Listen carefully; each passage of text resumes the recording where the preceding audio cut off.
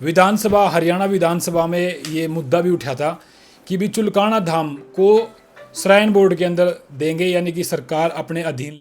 फैसला आने वाला है भी कोर्ट से चुलकाना धाम खाटू श्याम मंदिर को लेकर। सिंगला जी हैं, एक गांव में अभी शूट हुआ था, छोटा मोटा एक उनके लड़के के साथ कुछ आपस में क्या सुनी हुई है। तो वो तो जो पानीपत वाले हैं ना, अब हर रोज़ तो वहाँ बच्चे गुम हो रहे हैं। अगर किसी का बच्चा गुम होता है ना, उसको पूछ के देखो कितनी प्रॉब्लम में होता है, उनको पूरा परिवार डिस्टर्ब हो जाता है। बाबूजी गौशाला का दान पत्र तक नहीं रखने दिया माजरी है। और बाबा श्याम की कृपा से जो ये सिंह लैंड कंपनी है, मैंने पहले भी कहा है, इनका काउंटडाउन शुरू हो गया तो सरकार अंडरटेक कर लेगी इसको जल्दी, इस महीने में, मई में। और इसके बाद भी जो इन्होंने घोटाले किए, मैं ये नहीं है कि मंदिर जाने के बाद भी मैं छोड़ दूंगा नहीं।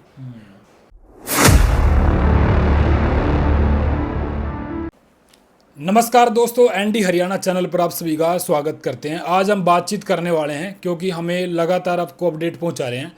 आज हम बातचीत करेंगे चुलकाना धाम खाटू श्याम मंदिर को लेकर के, क्योंकि लगातार हम प्रोसेस अब तक पहुंचा रहे हैं। कोर्ट में उसका केस चला है। विधानसभा हरियाणा विधानसभा में ये मुद्दा भी उठा था कि भी चुलकाना धाम को श्राइन बोर्ड के अंदर देंगे, यानी कि सरकार अपने अधीन लेगी उस चीज़ को। तो अभी क्या चल रहा है, क्योंकि कोर्ट में मामला था और दोनों तरफ से बहस हुई है। अभी वकील साहब हमारे साथ, मुकेश छोकर जी एडवोकेट साहब हमारे साथ जुड़ेंगे, उनसे डिटेल में बात पूछेंगे कि आखिरकार क्या प्रोसेस चल रही है। सर, आपका स्वागत है। नमस्कार पत्रकार महोदय, आपको मेरी आपकी पहले भी 2-3 बार बातचीत हुई है। मैं आपको बता दूं, जो हमारी लास्ट डेट थी मंदिर की सुनवाई बारे, वो 27/4/2026 थी।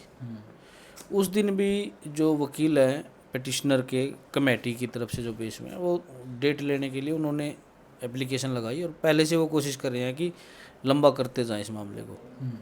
लेकिन हमारे जो वकील थे वहाँ उन्होंने पैरवी की, और ये जो हमारे जस्टिस साहब हैं जगमोहन बंसल जी, उन्होंने क्लियर कट ऑर्डर में बिल्कुल स्पष्टली ये लिखा हुआ है कि 14/5 जो ये तारीख आने वाली है, विद इन ए वीक, तो वो लास्ट डेट होगी फैसला सुन, मतलब मैं आपकी बहस जो आपके आर्गूमेंट है वकील वो सुनूंगा। कोई भी आप लिखित में या वैसे ओरली आप जो रिक्वेस्ट, अगर एडजर्नमेंट की डेट लेने की अगर कोशिश करोगे तो वो नहीं मिलेगी। तो लगभग एक हफ्ते के बाद, यानी कि फैसला, बहुत बड़ा फैसला आने वाला है भाई कोर्ट से चुलकाना धाम खाटू श्याम मंदिर को लेकर के। अच्छा जी, क्या क्या उन्होंने अपनी तरफ से जो है एविडेंस रखे या फिर आपकी तरफ से रखे गए, और क्या प्रोसेस चल रही है, क्या इसमें सरकार का भी योगदान है इस चीज़ में? देखो, अब ये है कि जैसे अभी रिसेंटली जो पता लगा है, कल मैंने विधायक जी का, मनमोहन बुढ़ाना जी का भी इंटरव्यू देखा। उन्होंने भी ये कहा अभी जल्दी अब ये श्राइन बोर्ड बनेगा मंदिर बाबा श्याम है जो, और खट्टर साहब का भी ये पॉजिटिव भी आया है। और वहाँ जो वकील है गवर्नमेंट खड़ा हुआ है वो है शैनी साहब है, हमारे भी अच्छे जानकार, हमने भी उनसे बात की थी। तो वो भी वहाँ पूरा प्रयास कर रहे हैं, जो डीएजी हैं। तो हमारा जो मेन ये है कि जो लैंड जो हाँ मंदिर बना हुआ है वो पंचायत की है, ग्राम पंचायत की है। सरकार ने विधानसभा में इसकी प्रपोजल लेके आई हुई है कि भी इसको श्राइन बोर्ड बनाएंगे। कमेटी तो अपने पैसे खाने के इंटरेस्ट में, या जो इन्होंने भ्रष्टाचार कर रखा है और जो मज़े लूट रहे हैं लोगों के दान के पैसों पे, उसके कारण ये गए थे वहाँ। अब टाइम निकल गया, बार बार इनका वकील डेट लेता रहा, और अब तो वो जो हमारे सिंगला जी हैं, एक गांव में अभी शूट हुआ था, छोटा मोटा एक उनके लड़के के साथ कुछ आपस में क्या सुनी हुई है। तो वो तो जो पानीपत वाले हैं ना, मतलब क्या जो सिंगला जी हैं, उनके जो एक उनके लड़का है और उनका पोता है, उनके साथ छोटा मोटा वहाँ झगड़ा हुआ। क्योंकि वो वहाँ मंदिर में इस तरह आते हैं जैसे अपने बड़े बड़े आदमी फार्म हाउस पे नहीं जाते छुट्टियाँ मनाने, तो जो मंदिर में आते हैं तो इस तरह आते हैं कि वहाँ उनको 20-30 उनके सेवक मिलें, गनमैन मिलें, आओ जी बैठो चाहे वो, तो वो इस तरह वो मंदिर में दर्शन करने के लिए आते। वो उनको अपनी निजी प्रॉपर्टी समझ रहे हैं, जबकि ना कोई सहयोग नहीं, बाहर का आदमी पूरे गांव को वो बना रहा है। और इसलिए मैं आपको ये बताना चाहता हूँ कि बाबा श्याम की कृपा रही तो इस महीने में ये इनकी जो पिटीशन और डिसमिस हो गई, सरकार अपनी कार्रवाई स्टार्ट कर देगी श्राइन बोर्ड की। लेकिन जो इन्होंने धांधली की है, और आज तक भी जो ये, मैं स्टेट कमीशन में मेरी फाइल हुई है आरटीआई, मैं इंटरव्यू मेरा देने का ये उद्देश्य है कि मैं महीने में 2 महीने में एक जानकारी देता हूँ हर रोज़ तो बता नहीं सकते, एक एक आदमी को आप बता नहीं सकते भाई क्या कर रहे हैं क्या नहीं कर रहे हैं। देखो टाइम ज़रूर लगेगा, मैं नहीं खिलाफ FIR भी दर्ज कराऊंगा। जो इन्होंने पहले कपले कर रखे हैं इनके पास कोई रिप्लाई नहीं, जो इन्होंने पैसे दिखा रखे हैं ना भाई इतना दाना 1 करोड़ 2 करोड़, उसका भी इनके पास कोई डाटा नहीं है। तो फिर आप किस आधार पे, किस एविडेंस पे करवाओगे? भाजी मैंने RTI में मांगा है ना, इन्होंने एक ऑडिट करा दिया भाई 1,57,00,000 रुपया है एक साल में, उन पे खर्चे दिखा दिए भाई 20 लाख रुपए बाबा के हमने जन्मदिवसों पे लगा दिए, 20 लाख रुपये हमने इस पे लाइटिंग पे लगा दिया, उसका बिल भी तो होगा कोई, और किसको पेमेंट करी है भी, ये दोनों चीज़ें तो आपको रखनी पड़ेगी। इनके पास वो नहीं है कि किसको पेमेंट की है और उसका बिल भी इनके पास नहीं है। अच्छा जी, मैंने अभी मेला गया फाल्गुन का, इस दौरान मैंने जो वहाँ के प्रधान हैं रोशन लाल जी, उनसे बातचीत करी थी और इस बारे में पूछा था। उन्होंने कहा था कि अगर सरकार चाहेगी या फिर गांव वाले चाहेंगे तो हम मंदिर को श्राइन बोर्ड में देने के लिए तैयार हैं, हम भी इस चीज़ पे सहमत हैं। मैंने वहाँ भी हालात जाने, उनका कहना है कि मतलब बढ़िया चल रहा है, मंदिर में बढ़िया व्यवस्था है, श्रद्धालु आ जा सकते हैं, बढ़िया तरीके से चल रहा है। तो आपको क्या लगता है, आप क्यों चाहते हैं कि श्राइन बोर्ड में जब मंदिर जाए, एक आपने बताया कि वहाँ पे धांधली भी हो रही है, तो आपको और क्या लगता है कि भाई इसलिए वहाँ पे श्राइन बोर्ड में जाना चाहिए? क्योंकि लोगों को भी संतुष्टि होनी चाहिए ना इस चीज़ की भी, जो आम लोग। नहीं, मैं आपका पॉइंट वाइज आपका रिप्लाई देता हूँ। आपने पहले कहा कि मैं मंदिर में गया था और मैंने उनका इंटरव्यू लिया प्रधान जी का, और वो कह रहे थे गांव वाले और अगर सरकार चाहेगी तो श्राइन बोर्ड बने। सरकार तो चाह रही है भैया, सरकार ने तो इसके लिए प्रपोजल लेके आए हैं। आप ही तो हाई कोर्ट गए हो, अगर आपको दिक्कत ही नहीं थी सरकार की, अगर मानने थे आपने जाना ही नहीं था। और दूसरी बात रही गांव की बात, गांव में अफसर आए थे और मौके के सरपंच बुलाए थे, उन्होंने ग्राम सभा की मीटिंग बुलाई थी, पूरे गांव ने लिख के दिया है ग्राम सभा की मीटिंग में भी, एक गांव जो है जो सरकार के अंडर जाना चाहिए मंदिर। 2 बात। तीसरी बात आप जो कह रहे हैं भाई कमेटी की क्यों जाना चाहिए, आप हमारे गांव में चारों तरफ जाओ, देखो क्या हालात है। इतनी व्यवस्था इतनी ख़राब है, चारों तरफ पानी, पॉलीथीन, नाले भरे हुए, कोई पार्किंग की व्यवस्था नहीं, टॉयलेट वॉशरूम की व्यवस्था नहीं। अब पब्लिक जो आ रही है उसकी जिम्मेदारी तो फिर वही बात है ना, कमेटी की बनेगी ना ज़्यादा। देखो मैं गया हूँ गांव में, अब तो ऐसा माहौल हो गया वहाँ बाबा श्याम बाबा की कृपा से कि हर रोज़ इतनी भीड़ रहती है कि लोगों को आना जाना, दुर्घटनाएं भी होने के चांसेस होते हैं। तो इसको भीड़ का क्या समाधान है जी, मतलब इस पर करेंगे क्या? भीड़ का समाधान नहीं है, या तो जो कमेटी उसको चला रही है वो अपने आप को इतना समर्थ करे। अब हर रोज़ तो वहाँ बच्चे गुम हो रहे हैं, अगर किसी का बच्चा गुम होता है ना, उसको पूछ के देखो कितनी प्रॉब्लम में होता है, उनको पूरा परिवार डिस्टर्ब हो जाता है बाबूजी। बच्चे तक चोरी हो रही है, किसी की चैन छीनी जा रही है, किसी की बाइक, हाँ बच्चे कहीं उठ लिए वहाँ से, मिल गए वो एक अलग बात है कई बच्चे। लेकिन मैं कह रहा हूँ अगर सरकार लेगी तो उसकी जिम्मेदारी भी लेगी फिर। अब कमेटी तो अंदर बैठ गई, बाहर की जिम्मेदारी नहीं उनकी। अच्छा, एग्जाम्पल के तौर पे कौन सा मंदिर आपने देखा है जो मतलब जो सरकार के अधीन है और अच्छे तरीके से चल रहा है? जितने बड़े मंदिर है सब सरकार के अधीन ही है जी, आप कहीं भी पता करो। जैसे वैष्णो देवी है, चंडी मंदिर है, और बहुत हैं, वो सरकार ही तो अंडरटेक करके चला रही है। जो बड़े मंदिर है वैष्णो देवी है, जो सरकार ही उनको चला रही है। तो लगता है कि वही सही चलेगा उस चीज़ में? भाजी सरकार तो पूरे देश को चला रही है, फिर वही बात है, नहीं वो बात तो इस पूरे सिस्टम को कौन चला रहा है देश में? मान लिया हम यहाँ बैठे वो गलत काम कर दे तो उसकी जिम्मेदारी सरकारी तो ले रही है, उसकी भी प्रोडक्शन मेरे साथ। अगर आप यहाँ से गलत करके कोई चले जाओ तो उसकी जिम्मेदारी किसकी है? मैं आपके खिलाफ कंप्लेंट दूंगा तो तब साथ के साथ पुलिस आपको पकड़ेगी ना, आप कहीं भी गए हो।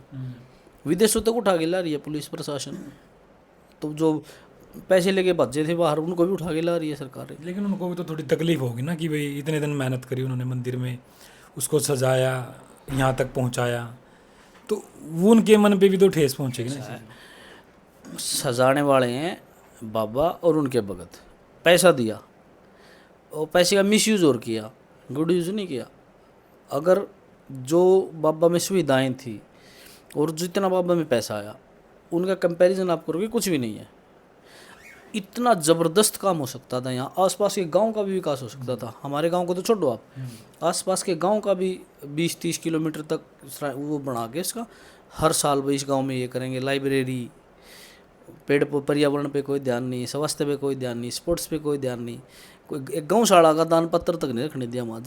श्री श्याम बाबा मंदिर चुलकाना धाम में जो कृष्ण भगवान थे, गौ माता का और उनका बड़ा वो था, गौ माता के प्रति उनका स्नेह था। एक गौ माता के नाम पे दान पत्र भी रखने नहीं दिया गौ माँ भाई, दान पत्र एक मंदिर में रख दिया भाई गौशाला का। ये आजकल तो लोग अपनी दुकान सुनो मेरी बात, अगर मंदिर में रख दिया आपने तो उसमें कोई अमाउंट नहीं डालनी, आपसे तो किसी ने कुछ नहीं कहा। भाई मैं गया, मैंने मंदिर में पर्ची कटवाई, मेरा मन है भाई गौशाला के लिए भी 10 रुपये डालने का, तो मैं उसमें डाल दूंगा, आपको क्या प्रॉब्लम होगी उसमें। लेकिन इनको अपना जो स्वार्थ है उसको ही पूरा नहीं कर पा रहे। मंदिर में पॉलिटिक्स कर रहे हैं, मंदिर को एक राजनीतिक स्थान बना दिया, उसको एक धंधा बनाने की कोशिश कर रहे हैं। कई व्यक्ति वहाँ दारू पी रहे हैं, कोई कुछ कर रहा है, तो ये बड़ी गलत बात है। और बाबा श्याम की कृपा से जो ये सिंगल लैंड कंपनी है, मैंने पहले भी कहा है, इनका काउंटडाउन शुरू हो गया, लास्ट है अब। यहाँ से तो मंदिर तो बाबा ने चाहा तो सरकार अंडरटेक कर लेगी इसको जल्दी, इस महीने में, मई में। और इसके बाद भी जो इन्होंने घोटाले किए, मैं ये नहीं है कि मंदिर जाने के बाद भी मैं छोड़ दूंगा, नहीं, अच्छे जी, पूरी कोशिश करेंगे इनको जो इन्होंने गलत काम किया उसका दंड इनको मिले, उनको भुगतान करना पड़े। 2 बात। तीसरी बात, मैं एक छोटा सा आपको एग्जाम्पल दूंगा, संसाधन की बात है। इनके पास तो इतने संसाधन है। हमारे गांव में कुछ एक टीम बनी हुई है ग्राम सुधार समिति की तरफ से, एक ईश्वर मास्टर हैं, कृष्ण है, 2 हमारे संदीप पटवारी हैं, उनके साथ और भी हैं 10, 20, 30 बच्चे।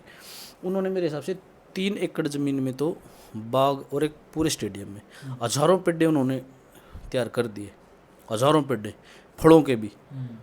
बाबूजी रात को 12-12 बजे वो जाते हैं, बिजली नहीं आई जी रात को, जिसकी खुद वो लेक्चरर, मिसिज लेक्चरर, 1-1 लाख रुपये उनकी सैलरी, और वो रात को 2-2 बजे जाके वहाँ पानी चला रहे हैं खेतों में, पेड्डों में, अपने खेत में चलाते ना, वहाँ जाते हैं, बच्चों को पढ़ा रहे हैं ट्यूशन, ड्यूटी से आए कृष्ण मास्टर जी हैं, और वहाँ बच्चे आते हैं, फिर आते ही अपने कपड़े ड्रेस चेंज करी, बच्चों को 1 घंटा 2 घंटा लाइब्रेरी में इतनी अच्छी सुविधा कर दी, उसमें सबका सहयोग रहा, बिल्कुल जितने नेता। लेकिन एक उसको आगे आके उसको लीड करना बड़ी बात है ना। आपके पास संसाधन थे, अब बच्चों को पकड़ते हुए बताओ स्टेडियम में क्या दिक्कत है, बताओ लाइब्रेरी में क्या दिक्कत है, कोई फिजियो सेंटर खुलवाते, लोग वैसे भी तो खुलवा रहे हैं अपने पैसों से, फिजियोथेरेपी खुलवा रहे हैं, कोई आईज हॉस्पिटल खुलवा रहे हैं, फ्री में आँखें बनती हैं, तो कोई इस तरह का काम तो नहीं किया ना, बस उनकी नीयत अच्छी नहीं। ग्राम पंचायत का भी तो काम है ना, ये भी देखो सरकार का मेरी काम बात है, सुनो, जी, देखो सरकार अगर का आप दूसरे तरीके से भी करवा इसको पॉलिटिकल ट्विस्ट मैं नहीं बनाना चाहूँगा, क्योंकि हम भी सरपंच रहे हैं 3 साल। ग्राम पंचायत के पास एक सीमित संसाधन है, और आपको उसके पास 10 चीज़ों की परमिशन की ज़रूरत होती है। जैसे साफ़ सफाई है, जो एक मुद्दा साफ़ सफाई का लगा हुआ, अब साफ़ सफाई कर्मचारी हैं ही हमारे गाँव में 7 या 8 होंगे, गाँव बहुत बड़ा है, पब्लिक हर महीने में कई लाख आती है, तो जहाँ मंदिर में आ रही है, जहाँ वो दान दे रहे हैं, क्या उनकी जिम्मेदारी नहीं साफ सफाई की? सारा सरकार ही करेगी क्या? भी आपका दान पत्र खुलता है महीने में 1 करोड़ रुपए निकल रहे हैं, पैसे तो आप लेंगे, मज गाड़ी घोड़े मजे ले रहे हो, अपनी अलग गाड़ी ले ली, तेल नौकर रख रखे हो, गाड़ी की मैंने ली हाँ वो नौकर है, वो घास घेर रहे, गनमैन। गाड़ी तो मैं ये कह रहा हूँ बाबा ने चाहिए श्राइन बोर्ड भी बनेगा, सारे काम होंगे, उसके बाद देखेंगे वो गनमैन भी और वो नौकर भी घास जो मेंटेन कर रखे है ना। आज मैं जो जिस मेंटेन से रह रहा हूँ, अगर ये श्राइन बोर्ड बनने के बाद आप उसी तरीके से रह के दिखाना, आप 2 साल 4 साल, फिर पता लगेगा ना, फिर अपने आप ये चीज़ें क्लियर हो जाएंगी। अगर वो स्टेटस आप मेंटेन रखते हो उसके बाद भी, तो अपने आप पता लग जाएगा भाई वो मंदिर से चल रहा था, अपनी निजी कोष से चल रहा था। देखो अगर श्राइन बोर्ड में जाता है मंदिर, तो अगर विकास रुक गया तो फिर कौन जिम्मेवार होगा? और जिस श्राइन बोर्ड में जाने से विकास बढ़ेगा, क्योंकि आप समझो कि सब कुछ बीजेपी की सरकार की भरोसे भी तो सब कुछ नहीं छोड़ बाबू जी, बीजेपी की एमएलए, बीजेपी का एमपी हमारा यहाँ से कौन है आपको पता है? मनोहर लाल खट्टर जी, जो कि हमारे एक्स चीफ मिनिस्टर हैं और अब सेंट्रल मिनिस्टर हैं, सैनी साहब हमारे मुख्यमंत्री हैं। तो वो तो कितनी भी ग्रांट दे देंगे, गलियों की, साफ सफाई की, उनके पास की पावर है, लेकिन वो दे पाएंगे जब श्राइन बोर्ड बनेगा। ऐसे प्राइवेट नहीं पैसे दे सकते वो, फिर यहाँ जिम्मेदारी होगी अफसरों की। डीसी साहब इसमें सीधे इन्वॉल्व होंगे। अब डीसी तो मालिक है जिले का, डिस्ट्रिक्ट का तो जो सब कुछ है वो डीसी तो है। डीसी साहब जो चाहेंगे वो 1 मिनट में हो जाएगा, आप समझते हो, उनके जुडिक्शन में होगा सारा काम। तो ये मेरी बात है कि मैं आपने देखो यहाँ तक तो पहुँचाया, चलो श्राइन बोर्ड भी चला गया, आपने कहा कि उसके बाद भी मैं छोड़ने वाला नहीं उनको, तो किस ज़्यादा से ज़्यादा क्या सज़ा मिल सकती है? भाई इनके खिलाफ 420 के पर्चे दर्ज होंगे। चीटिंग इन्होंने 2 तरह की रखी, एक तो फर्जी सिग्नेचर कर रखे, और एक दूसरा इनके पास कोई हिसाब नहीं, कहाँ से पैसे आए और कहाँ गए। अरे कोई झूठा ही हो तो रिकॉर्ड तो रखना पड़ेगा। लेकिन मैंने रोशन जी से पूछा था कि 1 उंगली मारो सारा डाटा निकल के आ जाएगा कंप्यूटर में। भाजी मैं आप मेरे पास RTI के बैग भरे रखे हैं, आप दिला दो, उनसे पूछ लेना जाके, इनको जी हम आपके पास लेके आएंगे, मैं आपको ही दे दूंगा लिख के RTI, और आप जाके उनका, आप एक काम करना उनको जी, पिछले जो मेले पे खर्च हुआ है 3 दिन में, उन दिनों की पेमेंट और खर्चे वो दे दो मेरे को, बस 2 पेज भी कितनी पेमेंट खर्च हुई है और किस चीज़ पे कितनी हुई है, किसको पेमेंट हुई है, ये ले दो आप बस। ये जो अभी अभी पिछले मेले की अगर जो दे दिया उन्हें तो हम आपको बता देंगे ना स्टडी करके उसमें, अब लेके तो आओ बाबूजी। इनके हाथ में नहीं है, वो सिंगला साहब जो हैं वो बड़े वो मालिक हुए हैं, वो श्याम बाबा से बड़े हो रहे हैं आजकल, और उनका इलाज पहले हो लिया और आगे करेंगे बाबा श्याम अपने आप ही कर देगा। वो इसको मंदिर नहीं समझ रहे, अपने घर की प्रॉपर्टी समझ रहे हैं, भी मेरी प्रॉपर्टी है। यहाँ गांव के बच्चों को भी इस तरह व्यवहार करते हैं, जो वहाँ जो 24 घंटे सेवा कर रहे हैं उनको भी वहाँ से कितने बच्चों को तो पहले निकाल दिया था, जो उनके हिसाब से चलते हैं। गाँव वालों को बच्चों को मिला कुछ रोजगार वहाँ पे? मतलब बच्चों को बाहर के रखते हैं बाबूजी, बच्चे तो वैसे नहीं स्वार्थ सेवा के लिए जाते हैं, लेकिन उनके पक्ष में भी ये है कि जो बच्चे यहाँ सेवा में आते हैं वो भी आपको पहले बाबूजी कहें, नमस्ते करें, वो करें, मतलब वो गाँव वाले तो करेंगे नहीं। बाबूजी वो तो नहीं स्वार्थ सेवा के लिए, बाबा श्याम की सेवा के लिए, इनकी सेवा के लिए थोड़ी गए हैं वो। उनकी जो श्रद्धा भाव वो बाबा श्याम के लिए है। निजी अगर आपको किसी दुआ सलाम की ज़रूरत है तो आप रिस्पेक्ट दो। देखो इज्जत देने से इज्जत मिलेगी, अगर मैं आपकी रिस्पेक्ट नहीं करूँगा आप मेरी क्यों करोगे? या इस लायक बनो आपकी लोग आपका सम्मान करें, ठीक है ना। सम्मान आप खरीद नहीं सकते कभी भी, आपका व्यवहार अच्छा होगा तो लोग आपकी इज्जत करेंगे। आप किसी को अगर मैं आपको छोटा समझूंगा, गलत समझूंगा या इम्पोर्टेंस नहीं दूंगा तो वो क्यों देगा? अच्छा, एक बात आई थी वहाँ पे निकल के कि मंदिर जो मेन मंदिर है बाबा का, कि उसको मतलब बना रहे थे वो, उसको भी रोक दिया गया। ये कहीं ना कहीं इससे ही अड़चन आई है। देखो ये इसमें जो ये गए थे सोसाइटी वाले, और जो हाई कोर्ट ने कंस्ट्रक्शन पे स्टे लगाया था, बट टिल देन जब तक ये डिसाइड नहीं होगा आप कोई नया निर्माण नहीं करोगे उसका, क्योंकि ये पैसे का दुरुपयोग कर रहे हैं। वो उसमें लिखा हुआ है कि आप, ये था कि भाई जब तक सरकार अपनी प्रोसीडिंग नहीं करेगी आगे और ये नया निर्माण कार्य नहीं करेंगे तब तक आगे, ये है। तो वो इसलिए वो कंस्ट्रक्शन रुकी हुई है, नया निर्माण कोई नहीं कर सकते। अब बाबा ने चाहे वो अपने आप ही करा लेगा। अच्छा, जो ये 14 तारीख है, दुख दूर करता है, हारेगा सारा है यार। जो लोग इतनी उम्मीदों से इतनी दूर से आते हैं वो ऐसे जो कर रहे हैं, इनको तो थोड़ा क्या है, पाप थोड़ा फूलता है पहले, अंत तो इसका ऐसा होता है, बड़े बड़े देख लो। अच्छा जी, एक सवाल ये है कि 14 तारीख को मतलब फाइनल डिसीजन हो? 14 तारीख को 100% मैं खुद भी जाऊंगा हाई कोर्ट, और खुद वहाँ अपने एडवोकेट के साथ मैं खुद भी इन पर्सन भी अपील होऊंगा, और जो हमारी बातें हैं वो 100% रखेंगे अच्छे से जस्टिस साहब के सामने। और मुझे उम्मीद है, देखो 1% तो कुछ भी हो सकता है, क्या पता जस्सा भी छुट्टी भी हो, या कोई ऐसी हालात हो जाए, कोई बीमार हो जाए, वकील बीमार हो। देखो क्यों, फ्यूचर है उसको आप हाथ में तो लेके चल नहीं सकते, आगे भविष्य का पता है, 14 तक मुझे अपना पता है, इस बात की नहीं कहता, लेकिन मैं 99% श्योर हूँ कि 14 तारीख को आर्ग्यूमेंट हो गया, फैसला होगा। वो फैसला 7 दिन के दिन करें या 1-2 दिन की डेट लेके ऑर्डर में रख देंगे उसको। तो मुझे उम्मीद ये है कि मई के महीने में बाबा श्याम की कृपा, बाबा लकीश्वर की कृपा से ये सारा काम जो श्राइन बोर्ड वाला वो ठीक हो जाएगा। हमारे वहाँ जो डीएजी हैं, शैनी साहब हैं, उनसे हमारी बात हुई है 1-2 बार, और सब पॉजिटिव है मामला। अब की बार परमात्मा की दया से सब लोगों ने जो दुआ करी है, हमने भी अपनी जैसी छोटी मोटी मेहनत हुई वो की है, तो सारा काम अच्छा होगा। अच्छा, एक सवाल है मेरा लास्ट में जी, मुकेश छोकर जी का, एडवोकेट साहब का, इसमें क्या स्वार्थ है? मेरा कोई स्वार्थ नहीं सर। पूरा गांव और जो श्रद्धालु हैं, आप वीडियो देख लो, आप खुद इंटरव्यू ले लो, चाहे कोई मेरे खिलाफ भी है, पॉलिटिकली खिलाफ हो सकता है, वैचारिक रूप से खिलाफ हो सकता है, मेरे आपके विचार नहीं मिलते, मैं आपको पसंद नहीं करता, मुझे नहीं करते, वैसे तो वो मुझे तो गलत बता सकते हैं, लेकिन इस बात को गलत नहीं बताएंगे कि ये श्राइन बोर्ड के लिए मुद्दा उठा रहे हैं। पूरा गांव 100% लोग ये है कि भाई ये श्राइन बोर्ड ही बनना चाहिए। उनकी आवाज़ एक तरह से मैं बढ़ाऊँ, क्योंकि मैंने आपको पहले भी कहा था कि हर व्यक्ति तो लड़ नहीं सकता, और कोई लड़ नहीं सकता, किसी को रास्ता पता नहीं, कहीं ऐसे इस लड़ाई में आपके साथ साथ और कौन लोग? मेरे साथ तो पूरा गाँव है बाबूजी, 100% लोग मेरे साथ ही हैं, मिलते हैं, वो कहते हैं वकील साहब बहुत बढ़िया भाई, इसको आगे बढ़ा, कोशिश कर, ये हमारी जो मदद हो। कोई प्राइवेट नौकरी कर रहा है वो वहाँ नहीं जा सकता वो, लेकिन फिर भी उसकी एक जो मेरे साथ है ना, उसकी भावनाएं हैं। कोई एक बुजुर्ग आदमी है, उसको प्रोसीडिंग का नहीं पता, वो बुला के पूछता है क्या रहा बेटा इसमें, कुछ हो जाएगा भाई इसमें, मगर सब होगा, तो चिंता ना माना। कोई गाँव वाले कुछ लोग सोचते हैं पता नहीं क्यों कर रहे हैं, कुछ अपना लालच होगा शायद। गाँव वालों को पता है अपना कोई लालच नहीं इसमें, मेरे भाई हैं इसमें पद में, हम तो उसमें पार्टी बन के खुद, हम तो खुद ही कह रहे हैं श्राइन बोर्ड बनना चाहिए, हम तो पार्टी बने हुए हैं, हमने वकील खड़ा कर रखा अपना वहाँ हाई कोर्ट में, मेरे भाई हैं मुझसे बड़े, वो पार्टी है, उसके आधार पे ही तो हम वो बन रहे हैं। मैंने खुद ना अपने नाम से कागज मांगे तो दिए भी नहीं थे, इन्होंने ये कह दिया था हम तो जो हमारे सदस्य हैं सोसाइटी के उनको ही दे सकते हैं जी रिकॉर्ड, वैसे नहीं देंगे। तो बागडोर आपके हाथ में दे दे आपका मतलब नहीं बागड़ हमें तो ऑप्शन रखा देखो ऑप्शन तो ये है कि मैं तो कमेटी के द्वारा कि लो आप रख लो आप मैं तो सच बताऊं तो मंदिर में 2-2 महीने हो जाते हैं जाने के लिए, इतना ना हम टाइम है ना हम इतनी सेवा कर पाएंगे। मैं मुझे तो हमें ज़रूरत नहीं ना, हम कर सकते हैं इस काम को, हम तो ये कहते हैं कि हम जैसी सेवा होगी ना दूर से कर लेंगे, जब सरकार ले लेगी तब क्या रोक देगा कोई।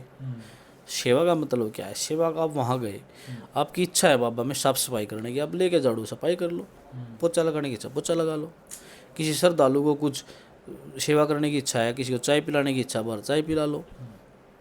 भाई हम मना कोई सेवा से कोई मना थोड़ी करता है, लेकिन अगर मैं वहाँ जाके ऐसे कुर्सी पे बैठना है, मुझे वहाँ का मालिक बनना है, बाबा शाम से मैं बनना चाहता हूँ, तो उसका तो कोई इलाज नहीं भाई। और सेवा से तो सरकार भी नहीं रोकती, आप कहीं मंदिर में चले जाओ, बताओ कौन रोकता है किसी को। अच्छा जैसे आप मंदिर में जाओ तो क्या क्या कमी नजर आती है आपको मतलब बाबूजी इन्होंने कई तरह के सिस्टम है ना, मतलब भ्रष्टाचारी के खिलाफ हो? भ्रष्टाचार भी व्यवस्था के नाम पे भी मजाक है। एक तो यहाँ साल में एक बार बहुत अच्छा कीर्तन होता था, कन्हैया मित्तल जी भी इंटरेस्टेड जागरण होते थे रात को, वो बंद कर दिया। देखो अब सर 2 दिन तो मेला है चलता, जैसे एकादशी द्वादशी तो रात को होता था, लोग आए रात को दर्शन करते रहे, कीर्तन करते रहे, कोई भजन होगा, बड़े बड़े गायक। अब आज तो बाबा की इतनी कृपा है, कन्हैया मित्तल खुद आता है 1 दिन के लिए, फ्री ऑफ कॉस्ट आने को तैयार है, लेकिन उनको जगह देने की तक की इनकी इच्छा नहीं है। कीर्तन बंद कर दिया यार, बाबा का प्रचार उस दिन 1 दिन तो कम से कम बाबा का नाम गुणगान किया जाए। एक परली साइड है हमारा पन्ना, दजान पन्ना बोलते हैं उसको, एक वो गेट पूरी तरह लॉक कर दिया, जो इधर साइड में हाँ जो दीवार भाई उनका क्या गांव मंदिर नहीं, उनकी जगह नहीं उस मंदिर में गई हुई है, उन्होंने ज़मीन मंदिर में दी, उन्होंने सहयोग नहीं किया, उन्होंने मट्टी नहीं उठाई, क्या किस रीजन से आपने उसको बंद कर दिया? क्या व्यवस्था नहीं बन पावे इस चीज़। बाबूजी व्यवस्था आपने बनानी ही नहीं चाहिए, व्यवस्था आप गलत बनाओगे तो कैसे चलेगी व्यवस्था। अब आपने देखा नहीं मेले पे और नए साल पे दम निकल गया होता है बच्चों का, और मैंने पीछे बताई थी, मैंने इसकी शिकायत भी की थी डीएसपी के यहाँ भी, यहाँ कुछ भी इंसिडेंट हो सकता है, इतनी भीड़ है कि ये बच्चा दम घुट गया तो ग्रिल लग रही है मतलब ठीक बाबूजी ग्रिल ठीक है, लेकिन जब व्यवस्था पूरी अस्त व्यस्त होगी, आपने गेट बंद कर दिए, ऐसे सीधे निकालने की व्यवस्था करो ना भाई, लाइन में लग के दर्शन नहीं कर सकते, बुजुर्ग है, बीमार आदमी है, बच्चा है, और सामने से अगर बाबा के दर्शन हो रहे हैं, दर्शन किए और सीधा निकल गया, जहाँ एकदम से मतलब 100 व्यक्ति ऐसे निकल सकते हैं सीधे दर्शन किए निकल गए, उसमें व्यवस्था बनेगी ना। या कोई समझे नहीं, मैं कह रहा हूँ शायद मैं गलत हूँ, कोई और अल्टरनेट ढूंढो व्यवस्था। तो इस क्या ऐसा तो है नहीं, चुलकाना धाम से ज़्यादा बंदे कहीं जाते नहीं मंदिरों में, इससे ज़्यादा तो बहुत दूर से जैसे वैष्णो देवी है, राम मंदिर है, वहाँ भी तो व्यवस्थाएं होंगी। आप और बात तो भी इतना पाखंड कर रहे हो गनमैनों पे और इन पे गाड़ियों पे फलानों पे, उस पे क्यों नहीं करते? आप कछुए दे रहे हो दिवाली पे, पैसे वेस्ट कर रहे हो दान के, तो जो काम करने का वो क्यों नहीं कर रहे आप? खाते में बता रहे हैं 8-10 करोड़ रुपये पड़े हैं बाबा के, अच्छा अब भी तो उसका यूटिलाइज क्यों नहीं करते उसको? कहीं गांव में सोशल कोज में गौशाला में स्टेडियम 8-10 करोड़ रुपए, ऐसा ही मैंने सुना है। अगर गांव में 8-10 करोड़ रुपए लगाए तो मतलब अलग ही चमक हो जाए। एटलीस्ट या आप पे आज तक 10-15-20 सफाई कर्मचारी नहीं लगे, मंदिर के चारों तरफ भी नाली फुल रहती हैं, पोलोथीन पड़ी रहती हैं। और मैं तो गांव के भी जो युवा हैं पढ़े लिखे हैं, मुझसे भी बहुत ज़्यादा पढ़े लिखे और समझदार हैं, सबसे मेरी तो एक रिक्वेस्ट है, देखो हम जैसे मेरे खुद के बच्चे का जन्मदिन मनाते हैं, एनिवर्सरी मनाते हैं, तो मेरी तो रिक्वेस्ट ये है अब इसको थोड़ा सा, जैसे मेरे बच्चे का जन्मदिन है तो मैं घर खर्चा करता हूँ 5,000 10,000 दोस्त बुला लिए, कोई पैग मारने वाला है, कोई केक खाने वाला है, होटल में चले गए, तो मेरी तो एक छोटी सजेशन है, पता नहीं ठीक है गलत है मेरी तो, लेकिन हाथ जोड़ के रिक्वेस्ट ये है, एक ऐसी मुहिम बनाओ भाई जैसे मेरे बच्चे का जन्मदिन है, मैं एटलीस्ट कुछ गौशाला में दिया हूँ, ये पाखंड छोड़ दो भाई, केक काटना ये करना बड़े लेवल पे, इसको छोड़ दो आप। अब भाई 10-20-50 पेड़ लगवा दिए भाई, गौशाला में कुछ दिया है, एटलीस्ट अपनी गली की अपने वार्ड की सफाई करा दी, नालियाँ साफ करवा दी, तो इस मुहिम को चलाओ। अच्छा मुकेश एक सवाल है मेरा, वैसे आम जनता तो सोचती है, लेकिन मैं अगर इस पर बोल लूँगा तो कहीं ना कहीं मंदिर में दान देना कितना सही है कितना गलत है, क्योंकि हम ऐसा भी तो कर सकते हैं ना कि उस पैसे को खुद वहाँ पे लगा सकते हैं, मतलब डायरेक्ट तरीके। देखो भावनाओं के खिलाफ नहीं जा सकते आप, वही तो ये भावना देखो मंदिर में दान देना भी गलत नहीं है, लेकिन मैं कह रहा हूँ मंदिर के साथ साथ आप पॉजिटिव चीज़ें भी करो। मंदिर में दिया है, आप मंदिर में कुछ काम कराओ, एसी लगवा दिए, आने जाने वाले की व्यवस्था के लिए कुछ करो, चलो डायरेक्ट दान भी दे दिया आपने, लेकिन उसके साथ मंदिर के अलावा और जगह भी दान दो। आप कोई गांव में लाइब्रेरी है उसमें दान दो, ताकि बुक्स आए, बच्चे पढ़ें। अपने अपने गाँव में कोई अच्छी इंस्टीट्यूट खुलवाओ, जो स्पोर्ट्समैन है वहाँ स्पोर्ट्स की सिंथेटिक का ट्रैक बनवाओ, हो सके स्पोर्ट्समैन जो बच्चे हैं कोई अच्छे कोच की व्यवस्था करो, अच्छी बुक्स गांव में ला के दो।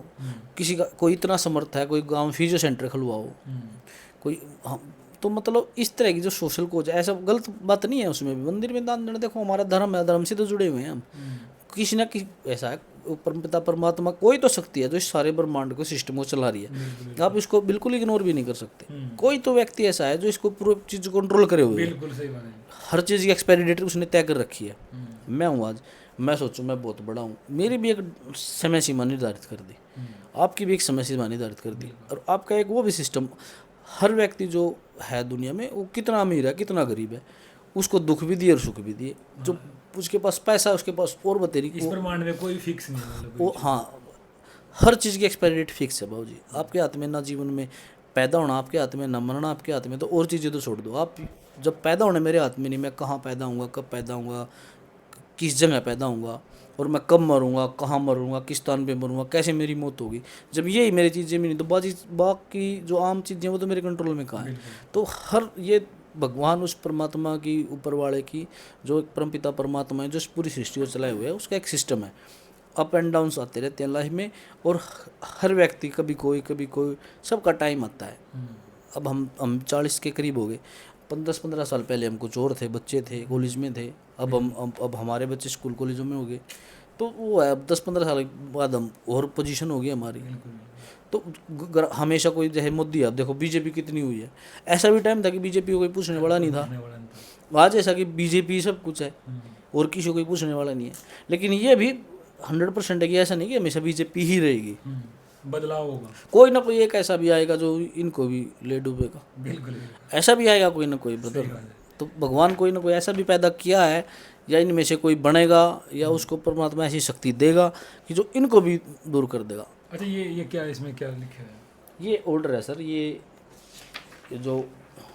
मैं आपको दिखा दूँ, ये पिछली डेट का ऑर्डर है जी जी। और इसमें ये लास्ट की जो लाइन है ना, उसमें लिखा हुआ है, जो पैरा नंबर 4 है, learned counsel of the petitioner prays for short adjournment for to address the argument, कि भी जो पिटिशनर के वकील है, जो कमेटी है, उन्होंने रिक्वेस्ट करी भाई तारीख दे दे, अगली तारीख पे हम बहस करेंगे।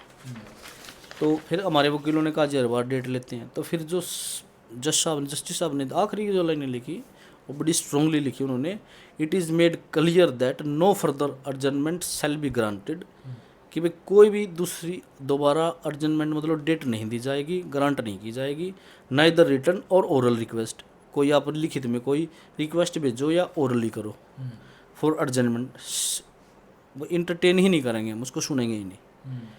और ये कह दिया to be taken immediately after urgent list, जो अर्जेंट लिस्ट होगी 14/5 की, अर्जेंट में जो बिल्लें लगी होती है, जो अर्जेंट नेचर के केस हैं, उनको सुनने के बाद उनमें 1 घंटा लगे, 1.5 लगे, उसके तुरंत बाद हमारे केस की सुनवाई होगी, उसमें फिर 1 घंटा लगे, 2 घंटे लगे, 3 घंटे लगे। तो देखो भाई, बड़ी खबर आ गई आपके लिए। चुलकाना जो मंदिर की जो सुनवाई की तारीख है वो 14 तारीख है, 14 यानी कि अभी 5, 1 हफ्ता बाकी है। तो इस चीज़ को लेकर के आपकी क्या राय है? मुकेश छोकर जी, एडवोकेट जी, इस चीज़ को लेकर के लगातार सुर्खियों में रहते हैं और आज भी हमारे साथ बातचीत करने के लिए, और सोचना ये होगा 14 तारीख को होता क्या है, क्योंकि जज साहब ने साफ कह दिया कि भी इसको जो है पूरी तरीके से उस दिन सुनवाई होगी इस मामले को लेकर के। और जी पत्रकार महोदय, मैं तो ये कह रहा हूँ 14/5 के बाद भी बाबा की कृपा हम पे भी बनाए रखे, बाबा इस गांव पे सब पे श्रद्धालुओं पे, और ये इसमें बहुत अच्छी प्रोग्रेस होगी। स्थानीय आसपास के गांव का, यहाँ का बड़ा देखने वाला नज़ारा होगा आने वाले 1-2 साल के बाद। लेकिन उसके बाद मैं फिर कह रहा हूँ, जो सिंगलैंड कंपनी है ना, जिन्होंने इतनी बकवासबाजी, वो ये बड़े बैठे हैं ठेकेदार बाबा के, इनको मैं कह रहा हूँ, मैं फिर इनको थोड़ा सा ना अभी इनको और समय देंगे। ये टारगेट सिंगला साहब क्यों होगी? वो यार गांव को चैलेंज करके जाते हैं। मुझे सबसे बड़ा दुख है कि पूरे गांव की जगह है, इतने गांव के लोग हैं, 10,000 गांव के बारे में पता नहीं बकवास करते हैं मतलब कोई इतना वो नहीं आपका, वो भी उनकी टीम में ही है एक तरह से।